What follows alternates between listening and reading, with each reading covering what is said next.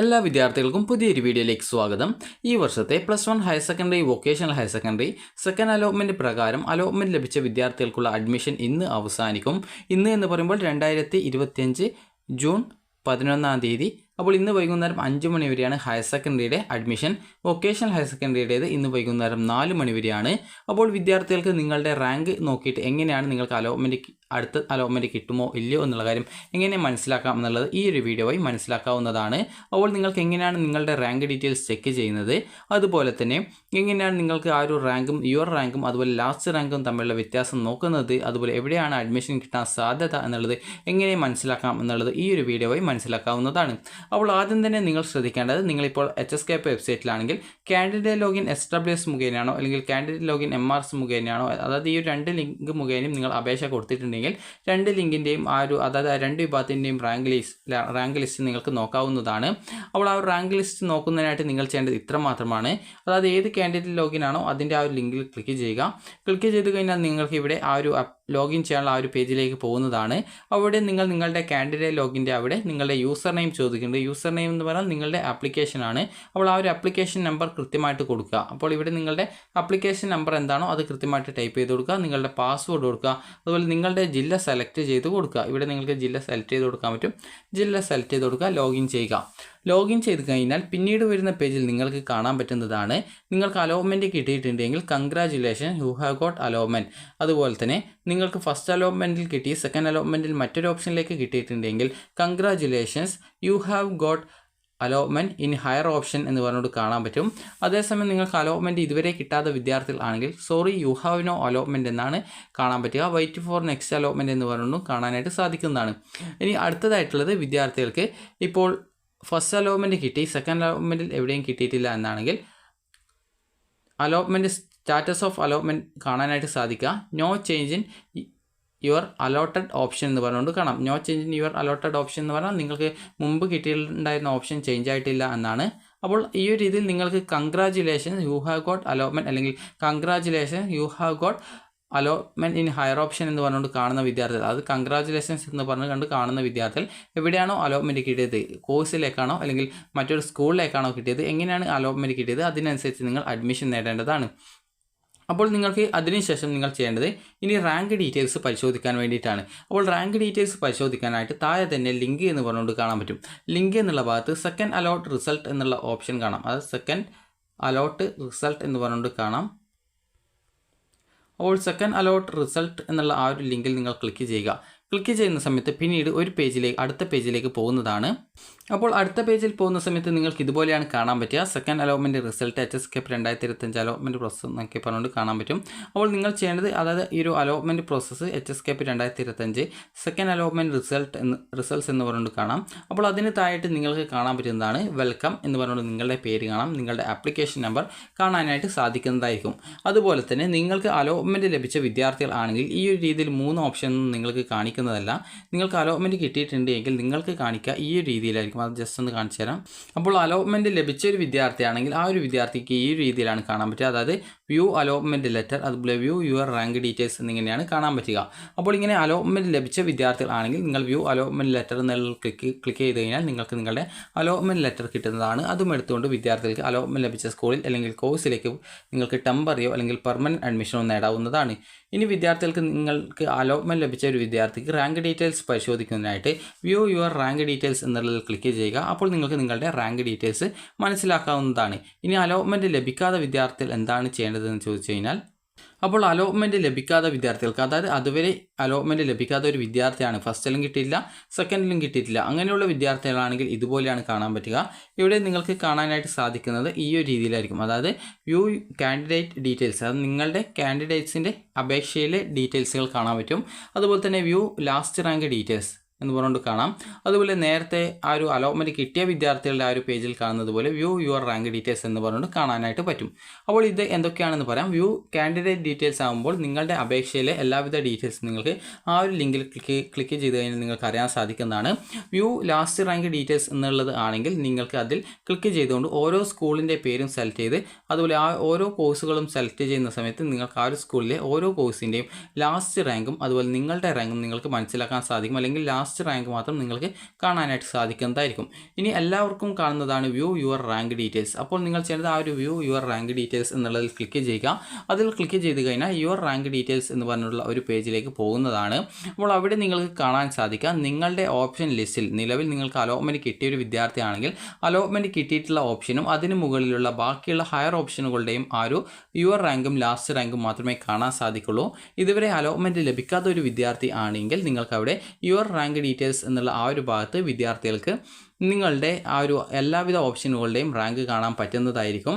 അതുപോലെ തന്നെ second allotment കിട്ടാത്ത വിദ്യാർത്ഥികൾക്കും നിങ്ങളുടെ ഓപ്ഷൻ ലിസ്റ്റിൽ ബാലൻസ് ഉള്ള ഓപ്ഷനുകൾ എത്രയാണ്, അതായത് ബാക്കിയുള്ള അടുത്ത തേർഡ് അലോട്ട്മെൻറ്റിന് പരിഗണിക്കാൻ പറ്റുന്ന ഓപ്ഷനുകൾ ഏതൊക്കെയാണ്, ആ ഒരു ഓപ്ഷനുകളുടെയൊക്കെ റാങ്കും യുവർ റാങ്ക് ഡീറ്റെയിൽസും കാണാനായിട്ട് പറ്റും.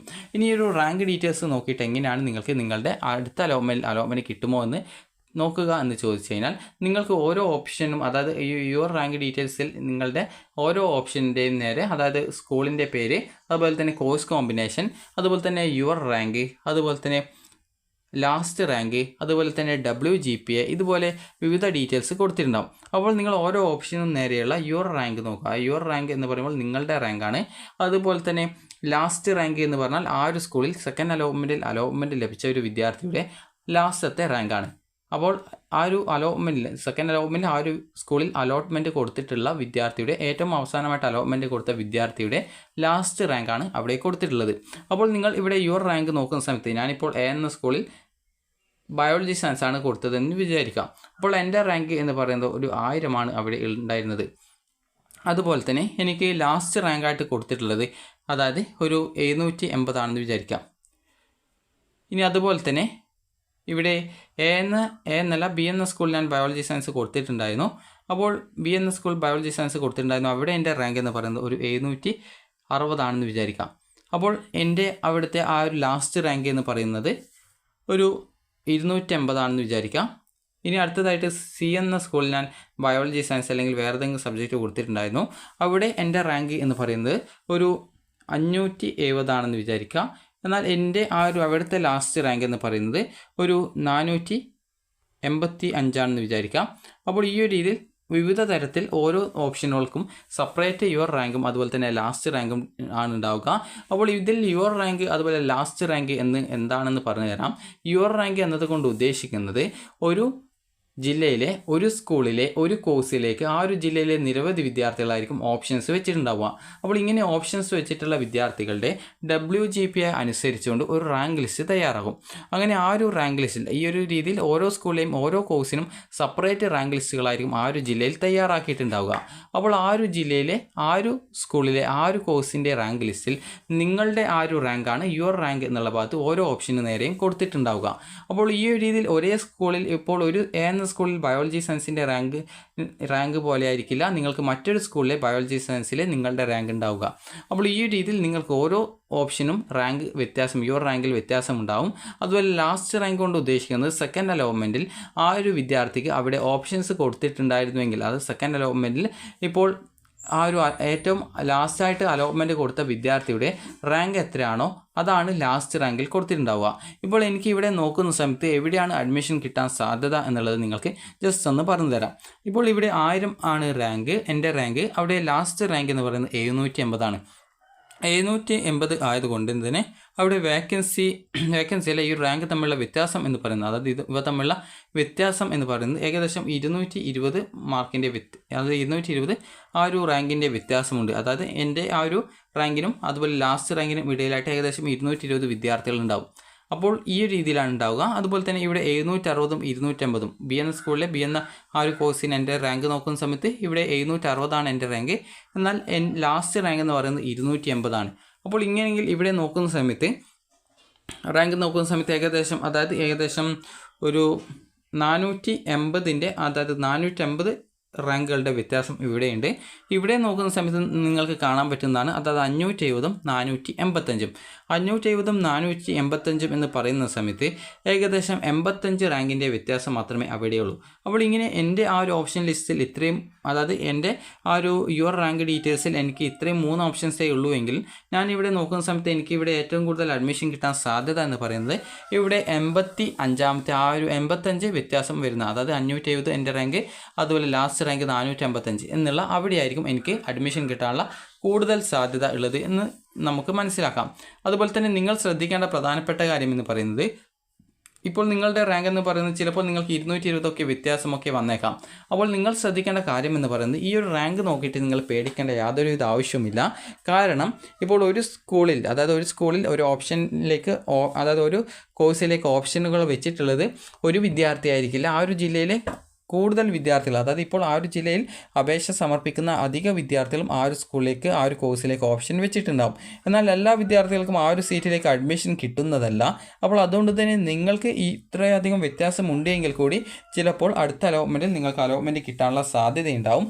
അപ്പോൾ നിങ്ങളുടെ ആ ഒരു യുവർ റാങ്ക് ഡീറ്റെയിൽസ് നിങ്ങൾ നോക്കുന്ന സമയത്ത് നിങ്ങൾക്ക് ഏറ്റവും കൂടുതൽ ഈ ഒരു ഡിഫറൻസ് ഇല്ലാത്തത്, അതായത് നിങ്ങളുടെ ആ ഒരു യുവർ റാങ്കും ലാസ്റ്റ് റാങ്കും നോക്കുന്ന സമയത്ത് നിങ്ങൾക്ക് ഏറ്റവും കുറവ് വ്യത്യാസം എവിടെയാണോ കാണിക്കുന്നത് അവിടെയാണ് നിങ്ങൾക്ക് അടുത്ത തേർഡ് അലോട്ട്മെൻറ്റ് കിട്ടാനുള്ള സാധ്യത ഉണ്ടായിരിക്കുക. അപ്പോൾ ഈ രീതിയിൽ നിങ്ങൾക്ക് നിങ്ങളുടെ റാങ്ക് നോക്കിയിട്ട് കൃത്യമായിട്ട് നിങ്ങൾക്ക് ഈ ഒരു തേർഡ് അലോട്ട്മെൻറ്റ് കിട്ടാൻ സാധ്യത ഉണ്ടോ എന്നുള്ളത് മനസ്സിലാക്കാവുന്നതാണ്. ഇനിയിപ്പോൾ നിങ്ങൾക്ക് തേർഡ് അലോട്ട്മെൻറ്റിലും കിട്ടിയിട്ടില്ലെങ്കിൽ എന്താണ് ചെയ്യുക എന്നുള്ളത് നിങ്ങൾക്കൊരു ഡൗട്ട് ഉണ്ടാകും. അപ്പോൾ നിങ്ങൾ ചെയ്യേണ്ട പ്രധാനപ്പെട്ട കാര്യം, പിന്നീട് സപ്ലിമെൻ്ററി ഘട്ട അലോട്ട്മെൻറ്റ് ഉണ്ടാകും. അപ്പോൾ അതിൽ നിങ്ങൾക്ക് അലോട്ട്മെൻറ്റ് ലഭിക്കാത്ത വിദ്യാർത്ഥികൾക്ക് അതിൽ പാർട്ടിസിപ്പേറ്റ് ചെയ്യാവുന്നതും അതുവഴി നിങ്ങൾക്ക് അഡ്മിഷൻ കിട്ടുന്നതുമായിരിക്കും. അപ്പോൾ തേർഡ് അലോട്ട്മെൻറ്റിൻ്റെ പ്രത്യേകത എന്താണെന്ന് നിങ്ങൾക്ക് പറഞ്ഞു തരാം.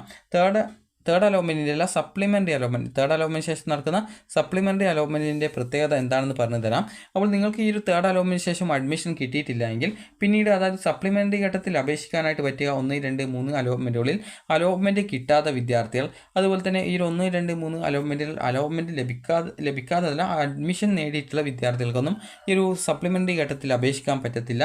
അതുപോലെ തന്നെ കമ്മ്യൂണിറ്റി കോട്ട, അതുപോലെ തന്നെ സ്പോർട്സ് കോട്ട, അതുപോലെ തന്നെ MRS കോട്ട, അതുപോലെ തന്നെ ഈ ഒരു മാനേജ്മെൻറ്റ് കോട്ട എന്നിങ്ങനെ വിവിധ കോട്ടകളിലായിട്ട് ഈ ഒരു അലോട്ട്മെൻറ്റ് നേടിയിട്ടുള്ള, അതായത് അഡ്മിഷൻ നേടിയിട്ടുള്ള വിദ്യാർത്ഥികൾക്ക് പിന്നീട്, അതായത് സപ്ലിമെൻ്ററി ഘട്ട അലോട്ട്മെൻറ്റിന് അപേക്ഷിക്കാൻ പറ്റത്തില്ല. അതുകൊണ്ട് തന്നെ തേർഡ് അലോട്ട്മെൻറ്റിന് ശേഷം നിങ്ങൾക്ക് അലോട്ട്മെൻറ്റ് കിട്ടിയിട്ടില്ല എങ്കിൽ നിങ്ങൾ സപ്ലിമെൻ്ററി അലോട്ട്മെൻറ്റിന് അപേക്ഷിക്കുക.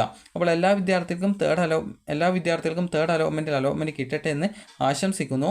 അപ്പോൾ നിങ്ങൾക്ക് ഈ ഒരു വീഡിയോ ഉപകാരപ്രദമായിട്ടുണ്ടെങ്കിൽ ലൈക്ക് ചെയ്യുക, ഷെയർ ചെയ്യുക. Thank you for watching.